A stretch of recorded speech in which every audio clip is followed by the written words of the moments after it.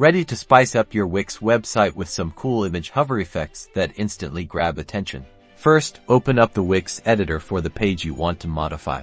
Now, on the left-hand side, click the Add button, which looks like a plus sign. In the Add panel, select Image. You'll see different image options. Choose the one you prefer, like My Uploads, to use your own images.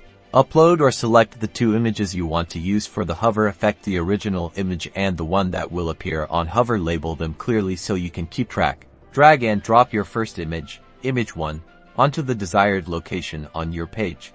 Now, with the image selected, click on the animation icon, or the design icon that has the animation options within it. In the animation panel, find the on hover options. You will see several different options such as grow, fade, or slide. Choose the effect you like best. Next, look for an option like replace image on hover. Click on it and choose your second image, image 2, the one you want to display when a user hovers their mouse. And that's it. Preview your website to see the image magically change when you hover over it. You can repeat these steps for other images to add more interactive elements to your site. Now go impress your visitors.